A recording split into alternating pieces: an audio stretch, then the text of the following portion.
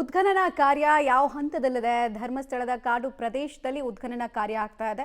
ನೇತ್ರಾವತಿಯ ಸ್ನಾನಘಟ್ಟ ಇದೆಯಲ್ಲ, ಅದರಿಂದ 500 ಮೀಟರ್ ದೂರದಲ್ಲಿ ನಿಗೂಢ ಶವಗಳ ಜಾಡು ಹಿಡಿದು, ಶವ ಇದೆಯೋ ಇಲ್ವೋ ಯಾರಿಗೂ ಗೊತ್ತಿಲ್ಲ, ಅದರ ಜಾಡು ಹಿಡಿದು SIT ಅಂತೂ ಹೋಗಿದೆ. ಒಂದು ಆರೋಪದ ಮೇರೆಗೆ ಎಲ್ಲ ತನಿಖೆ ಆಗ್ತಾ ಇರೋದು ನೆನಪಲ್ಲಿ ಇಟ್ಕೊಳ್ಬೇಕು ನಾವು.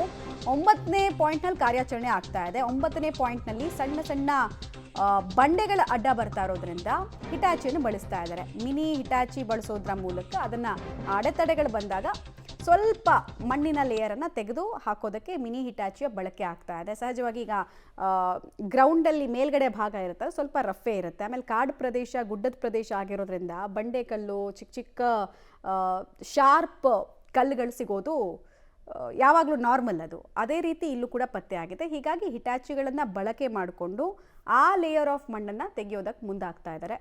SIT ಅಧಿಕಾರಿಗಳು, FSL ತಜ್ಞರು ಎಲ್ಲ ಸ್ಪಾಟ್ನಲ್ಲಿದ್ದಾರೆ. ಈ 9ನೇ ಪಾಯಿಂಟ್ ಬಗ್ಗೆ ಎಲ್ಲಿಲ್ಲದ ಆತ್ಮವಿಶ್ವಾಸ ಅನಾಮಧೇಯ ವ್ಯಕ್ತಿಗೆ ಮತ್ತು ಈತನ ಪರವಾಗಿ ಬ್ಯಾಟ್ ಬೀಸ್ತಾ ಇರುವ ವ್ಯಕ್ತಿಗಳಿಗೆ.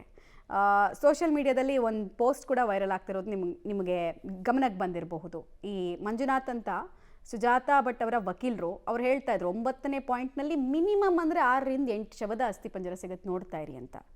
ಎಲ್ರಿಗೂ ಒಂದು ಕುತೂಹಲ ಇದೆ. ಕುತೂಹಲದ ಕಣ್ಗಳಿಂದ ಇಡೀ ಕಾರ್ಯಾಚರಣೆ ನೋಡ್ತಾ ಇದ್ದೀವಿ. ಮಿನಿ ಹಿಟಾಚಿ ಬಳಸೋದಕ್ಕೆ ಕೆಲವರಿಗೆ ಆಕ್ಷೇಪ ಕೂಡ ಇತ್ತು. ಯಾಕಂದರೆ ಸಣ್ಣ ಸಣ್ಣ ಪಾರ್ಟಿಕಲ್ಸು ಅಥವಾ ಹೆಣ್ಮಕ್ಳದೇ ಅಲ್ಲಿ ಯಾರ್ದಾದ್ರೂ ಅತ್ಯಾಚಾರ ಮಾಡಿ ಬಿಸಾಕಿದ್ರೆ ಅಥವಾ ಶವವನ್ನು ಹೂತಾಕಿದ್ರೆ ಅವ್ರ ಮೂಗುತಿ ಎಲ್ಲ ಇರುತ್ತೆ, ಅದೆಲ್ಲ ಡಿಸ್ಟ್ರಾಯ್ ಆಗಲ್ವಾ ಅಂತ ಕೆಲವ್ರದ್ದು ಆಕ್ಷೇಪ ಇತ್ತು.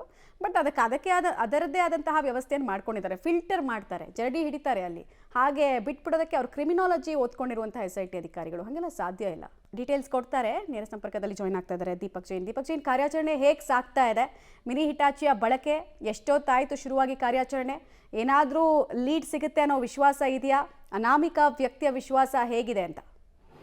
ಮಮತಾ, 1.25 ಗಂಟೆ ಆಯಿತು ಈ 9ನೇ ಪಾಯಿಂಟ್ನಲ್ಲಿ ಈಗ ಈ ಶೋಧ ಕಾರ್ಯವನ್ನು ಆರಂಭಿಸಿ ಇನ್ನೂ ಕೂಡ ಮುಂದುವರೆದಿದೆ.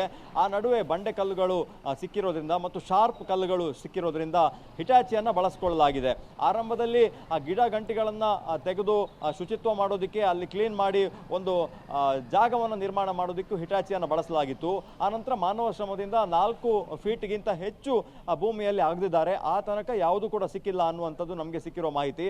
ಆನಂತರ ಬಂಡೆ ಕಲ್ಲುಗಳು ಬಂದಿರೋದ್ರಿಂದ 4.5 ಫೀಟ್ನಲ್ಲೇ ನಿಲ್ಲಿಸುವ ಬದಲು ಮತ್ತಷ್ಟು 6 ಅಡಿಯವರೆಗೂ ಕೂಡ ಹೋಗಬೇಕು ಅನ್ನುವಂಥ ಹಿನ್ನೆಲೆಯಲ್ಲಿ ಈ ಥರದ ಪ್ರೊಸೀಜರನ್ನು ಮುಂದುವರಿಸಿದ್ದಾರೆ. ನಾವು ನೋಡ್ಬೋದು ಸ್ಥಳದಲ್ಲಿ ಹಿಟಾಚಿ ಇನ್ನೂ ಕೂಡ ಕೆಲಸ ಮಾಡ್ತಾ ಇದೆ 9ನೇ ಪಾಯಿಂಟ್ಗೆ. ಹಾಗಾಗಿ ಇನ್ನೂ ಕೂಡ ಒಂದು ಗಂಟೆಗಳ ಕಾಲ ಮಾಡ್ಬೋದು ಅಂತೇಳಿ ನಮಗೆ ಅನಿಸ್ತಾ ಇದೆ. ಸದ್ಯಕ್ಕೆ ಪೊಲೀಸ್ ಸರ್ಪಗಾವಲನ್ನು ಕೂಡ ಸ್ಥಳದಲ್ಲಿ ಹಾಕಿರುವಂಥದ್ದು. ಹಾಗಾಗಿ ಇನ್ನೂ ಕೂಡ 1 ಗಂಟೆವರೆಗೂ ಕೂಡ ಇದು ಮುಂದುವರಿಬಹುದು ಅಂತೇಳಿ ನಮಗೆ ಗೊತ್ತಾಗ್ತಾ ಇದೆ. ನಾವು ನೋಡ್ಬೋದು ದೃಶ್ಯಗಳಲ್ಲಿ ಈ ಥರದ ಪ್ರೊಸೀಜರ್. ಒಟ್ಟು 3 ಪಾಯಿಂಟ್ಗಳು ಇಲ್ಲಿ ಇರುವಂಥದ್ದು. 9 ಮತ್ತು 10, 11 ಈ 3 ಪಾಯಿಂಟ್ಗಳಲ್ಲಿ ಈಗ ಉತ್ಖನನ ಪ್ರಕ್ರಿಯೆಯನ್ನು ಮಾಡ್ತಾ ಇದ್ದಾರೆ.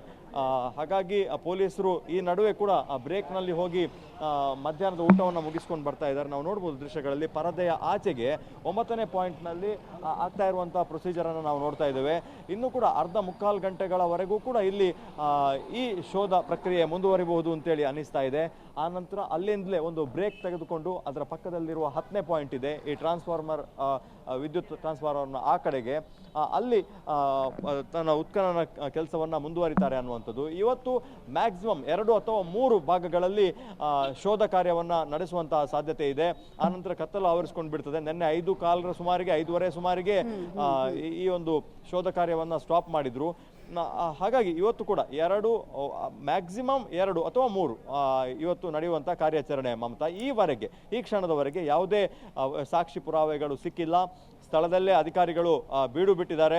ಅವರ ಸಮ್ಮುಖದಲ್ಲೇ ಮತ್ತು ದೂರುದಾರ ಸಮ್ಮುಖದಲ್ಲೇ ಎಲ್ಲ ಪ್ರೊಸೀಜರ್ಗಳು ಕೂಡ ಆಗ್ತಾ ಇರುವಂಥದ್ದು. ಮಮತಾ, ದೀಪಕ್ ಜಿ, ನೀವು ತೋರಿಸ್ತಾ ಇದ್ರೆ ಅಲ್ಲೊಂದು ಟ್ರಾನ್ಸ್ಫಾರ್ಮರ್ ಇತ್ತು. ಸೊ ಅಲ್ಲೂ ಕೂಡ ಅಗಿಯೋ ಕೆಲಸ ಆಗುತ್ತೆ. ಅಲ್ಲಿ ಹೇಗೆ ಅಗಿಯೋದಕ್ಕಾಗತ್ತೆ? ಹೈಲಿ ಇಂಪಾಸಿಬಲ್ ಟಾಸ್ಕ್ ಏನಾದರೂ SIT ಅಧಿಕಾರಿಗಳು ಕೈ ಹಾಕ್ತಾರೆ ಅನ್ನೋದು ಒಂದು ಪ್ರಶ್ನೆ.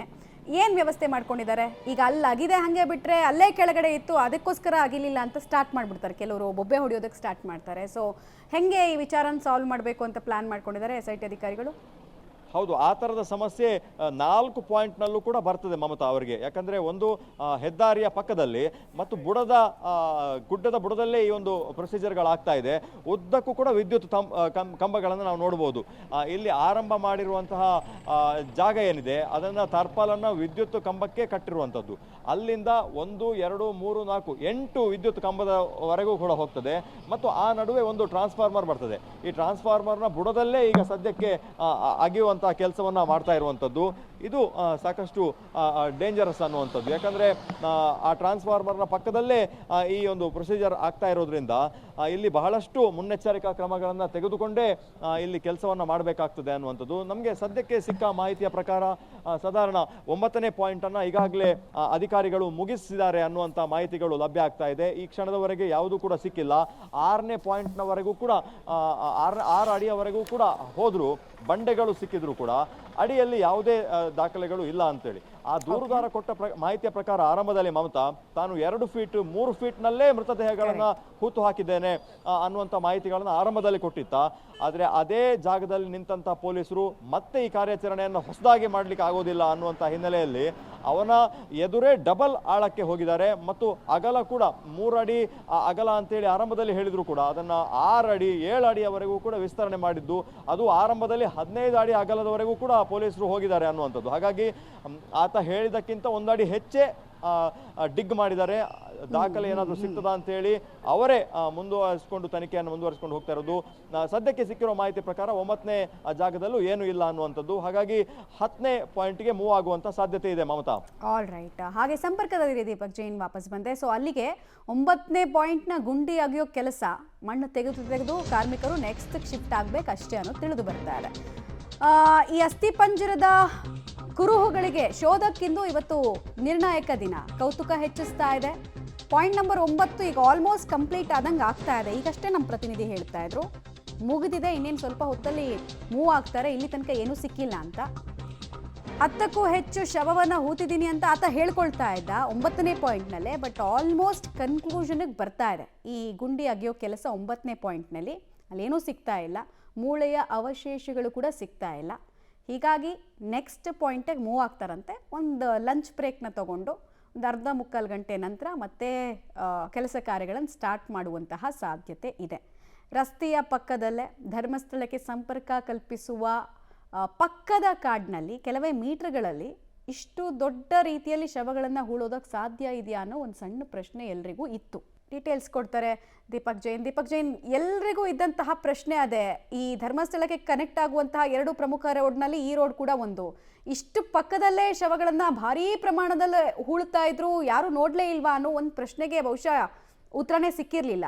ಈಗ ನೋಡಿದ್ರೆ ಆಲ್ಮೋಸ್ಟ್ ಕನ್ಕ್ಲೂಷನ್ಗೆ ಬರ್ತಾ ಇದೆ 9ನೇ ಪಾಯಿಂಟು ಅಂತ ಹೇಳ್ತಾ ಇದ್ರಿ. 10ನೇ ಪಾಯಿಂಟ್ ಕಾರ್ಯಾಚರಣೆ ಎಷ್ಟೊತ್ತಿಗೆ ಸ್ಟಾರ್ಟ್ ಆಗ್ಬೋದು, ಏನೇನು ಮಾಹಿತಿ ಸಿಗ್ತಾ ಇದೆ, ಅನಾಮಿಕ ವ್ಯಕ್ತಿಯ ವಿಶ್ವಾಸ ಈಗ ಹೇಗಿದೆ ಅಂತ? ಆ ವಿಶ್ವಾಸ ದಿನದ ದಿವಸಕ್ಕೆ ಕಮ್ಮಿ ಆಗ್ತಾ ಇದೆ ಅನ್ನುವಂಥದ್ದು. ಆರಂಭದಲ್ಲಿ 1, 2, 3, 4, 5 ಯಾವುದೇ ಸಿಗದಿದ್ದಂಥ ಸಂದರ್ಭದಲ್ಲಿ ಆತ ತನ್ನ ಎಲ್ಲ ವಿಶ್ವಾಸವನ್ನು ಕಳೆದುಕೊಂಡಿದ್ದ ಅನ್ನುವಂಥದ್ದು. ಆನಂತರ 6ನೇ ಪಾಯಿಂಟ್ನಲ್ಲಿ ಕೆಲವು ದಾಖಲೆಗಳು ಸಿಕ್ಕ ನಂತರ ಮತ್ತೆ ಆ ಒಂದು ವಿಶ್ವಾಸದಲ್ಲಿ ತಾನು ತೋರಿಸಿದಂಥ ಪಾಯಿಂಟ್ಗಳಲ್ಲಿ ಮೂಳೆ ಸಿಗಬಹುದು, ಅದಕ್ಕೆ ಬೇಕಾದ ತಲೆಬುರುಡೆಗಳು ಸಿಗಬಹುದು ಅನ್ನುವಂಥದ್ದು ಒಂದು ಕಾನ್ಫಿಡೆನ್ಸ್ ಅವನಲ್ಲಿತ್ತು. ಈಗಾಗಲೇ ಸಿಕ್ಕ ಮಾಹಿತಿಯ ಪ್ರಕಾರ 9ನ್ನು ಕಂಪ್ಲೀಟ್ ಮಾಡಿದ್ದಾರೆ. ಇನ್ನು ಇಡೀ ಅಧಿಕಾರಿಗಳ ತಂಡ ಮತ್ತು ದೂರುದಾರ ವ್ಯಕ್ತಿ ಏನಿದ್ದಾನೆ ಆತನನ್ನು ಮತ್ತೆ ಮುಂದಿನ ಪಾಯಿಂಟ್ಗೆ ಶಿಫ್ಟ್ ಮಾಡುವಂತ ಸಾಧ್ಯತೆ ಇದೆ. ಅದರ ಜೊತೆಗೆ ಮಧ್ಯದಲ್ಲಿ ಒಂದು ಊಟದ ವಿರಾಮವನ್ನು ಕೂಡ ತೆಗೆದುಕೊಳ್ತಾರೆ ಅನ್ನುವಂಥ ಮಾಹಿತಿಗಳು ಲಭ್ಯ ಆಗ್ತಾ ಇದೆ. ಅಲ್ಲಿಂದ JCB ಮೂವ್ ಆಗಿ ಮುಂದಿನ ಪಾಯಿಂಟ್ಗೆ ಹೋಗಿ ಅಲ್ಲಿ ಸ್ವಚ್ಛತಾ ಕಾರ್ಯವನ್ನು ಆರಂಭದಲ್ಲಿ ಗಿಡ ಗಂಟೆಗಳನ್ನು ತೆಗೆದು ಮಾಡ್ತಾರೆ. ಈಗಾಗಲೇ ಪೊಲೀಸರು ವೆಹಿಕಲ್ ಅನ್ನು ಸಿದ್ಧ ಮಾಡಿಕೊಂಡಿದ್ದಾರೆ.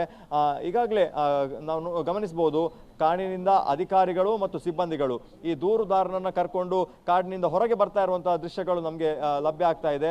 ಹಿರಿಯ ಅಧಿಕಾರಿಗಳು ಕೂಡ ಅಲ್ಲೇ ಬೀಡು ಬಿಟ್ಟು ಸುಮಾರು 1-1.5-2 ಗಂಟೆಗಳ ಕಾಲ ಅಲ್ಲೇ ಪಾಯಿಂಟ್ ನಂಬರ್ 9ರಲ್ಲಿ ಎಲ್ಲ ಪ್ರೊಸೀಜರ್ಗಳನ್ನು ಮುಗಿಸ್ಕೊಳ್ತಾ ಇದ್ದಾರೆ. ಅಲ್ಲಿ ಹೊಂಡವನ್ನು ತೋಡಿ ಅದರೊಳಗೆ ಏನು ಸಿಕ್ಕಿಲ್ಲ ಅಂತೇಳಿ ಅಲ್ಲಿಗೆ ಬರೋ ಹಾಗಿಲ್ಲ. ಅಲ್ಲಿಯ ಎಲ್ಲ ಪೇಪರ್ ವರ್ಕ್ಗಳನ್ನು ಮೊದಲು ಮಾಡಬೇಕಾಗ್ತದೆ. ಆ ಪೇಪರ್ ವರ್ಕ್ಗಳನ್ನು ಮುಗಿಸ್ಕೊಂಡು ಅವರು ಮುಂದಿನ ಪಾಯಿಂಟ್ಗೆ ಹೋಗಬೇಕಾಗ್ತದೆ ಅನ್ನುವಂಥದ್ದು.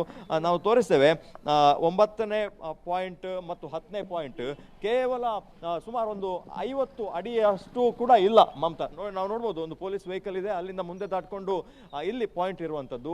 ಇಲ್ಲಿ ದಾಟ್ಕೊಂಡು ಮುಂದೆ ಹೋದ್ರೆ ಈ ಟ್ರಾನ್ಸ್ಫಾರ್ಮರ್ನ ಆ ಕಡೆಗೆ ಇರುವಂಥದ್ದು ಮತ್ತೊಂದನೇ ಪಾಯಿಂಟ್. ಅಲ್ಲೂ ಕೂಡ ಟೇಪನ್ನು ಕಟ್ಟಿ ಎಲ್ಲವನ್ನ ಕೂಡ ಸಿದ್ಧತೆಯನ್ನು ಮಾಡ್ಕೊಂಡಿದ್ದಾರೆ. ನಾವು ನೋಡ್ಬೋದು ಪೊಲೀಸರು, ಹೆಚ್ಚುವರಿ ಪೊಲೀಸರನ್ನ ಕಾಡಿನ ಒಳಕ್ಕೆ ಕಳಿಸಲಾಗ್ತಾ ಇದೆ. ಯಾಕಂದ್ರೆ ಆ ದೂರದ್ವಾರ ವ್ಯಕ್ತಿ ಬರ್ತಾ ಇದ್ದಾನೆ ಅನ್ನುವಂಥ ಹಿನ್ನೆಲೆಯಲ್ಲಿ ಸಾವಿರಾರು ಜನ ಸ್ಥಳಕ್ಕೆ ಜಮಾಯಿಸ್ತಾ ಇದ್ದಾರೆ. ಹಾಗಾಗಿ ಅವನನ್ನು ಶಿಫ್ಟ್ ಮಾಡೋದು ಕೂಡ, ಅವನಿಗೆ ರಕ್ಷಣೆ ಕೊಡೋದು ಕೂಡ ಪೊಲೀಸರ ಜವಾಬ್ದಾರಿ ಆಗ್ತಾ ಇರೋದ್ರಿಂದ ಶಸ್ತ್ರಸಜ್ಜಿತ ಪೊಲೀಸರು ಈಗಾಗಲೇ ದಾಟ್ಕೊಂಡು ಕಾಡಿನ ಒಳಗೆ ಹೋಗ್ತಾ ಇರುವಂಥದ್ದು. ಹಾಗಾಗಿ ಅವನನ್ನು ಅಲ್ಲಿಂದ ಶಿಫ್ಟ್ ಮಾಡಿ ಮುಂದಿನ ಭಾಗಕ್ಕೆ ಹೋಗುವಂಥ ಎಲ್ಲ ಸಾಧ್ಯತೆಗಳು ಕಂಡು ಬರ್ತಾ ಇದೆ. ನಾವು ನೋಡ್ಬೋದು ಇಲ್ಲಿ ದೃಶ್ಯಗಳಲ್ಲಿ ಆ JCB ಕೆಲಸವನ್ನ ಮಾಡ್ತಾ ಇರುವಲ್ಲಿ ಎಲ್ಲ ಹಿರಿಯ ಅಧಿಕಾರಿಗಳು ಕೂಡ ಸ್ಥಳದಲ್ಲೇ ಇರುವಂಥದ್ದು. ಅಲ್ಲಿಂದ ಅವರು ಕಾಡಿನ ಒಳಗಿಂದನೇ ಮೂವ್ ಆಗುವಂತಹ ಸಾಧ್ಯತೆ ಕೂಡ ಇದೆ, ಕಾಡಿನ ಒಳಗಿಂದ ಕೂಡ ಮೂವ್ ಆಗುವಂತಹ ಸಾಧ್ಯತೆ ಇದೆ. ಹಾಗಾಗಿ ಅವರನ್ನ ಅಲ್ಲಿಂದಲೇ ಕರ್ಕೊಂಡು ಹೋಗ್ಲಿಕ್ಕೂ ಕೂಡ ವ್ಯವಸ್ಥೆಗಳನ್ನ ಮಾಡ್ಕೊಂಡಿದ್ದಾರೆ. ಹಿರಿಯ SIT ಅಧಿಕಾರಿಗಳು ಯಾವ ಥರದ ಸೂಚನೆಗಳನ್ನ ಕೊಡ್ತಾರೋ ಅಲ್ಲಿಂದ ಅವನ್ನ ಕಾಡಿನ ಮೂಲಕವೇ ನೆಕ್ಸ್ಟ್ ಪಾಯಿಂಟ್ಗೆ ಮೂವ್ ಮಾಡುವಂತಹ ಸಾಧ್ಯತೆ ಕೂಡ ಇದೆ ಮಮತಾ. ಓಕೆ, ಹಾಗೆ ಸಂಪರ್ಕದಲ್ಲಿರಿ ದೀಪಕ್ ಜೈನ್. ವಾಪಸ್ ಬಂದೆ. ಸದ್ಯಕ್ಕೆ SIT ಅಧಿಕಾರಿಗಳ ತಂಡ 9ನೇ ಪಾಯಿಂಟ್ನಲ್ಲಿ ಹುಡುಕಿ ಸುಸ್ತಾದ್ರು, ಆದರೆ ಅಲ್ಲಿ ಏನೂ ಸಿಕ್ಕಿಲ್ಲ. ಈಗ 10ನೇ ಪಾಯಿಂಟ್ ಮೂವ್ ಆಗ್ತಾರೆ ಅನ್ನೋದು ತಿಳಿದು ಬರ್ತಾ ಇದೆ.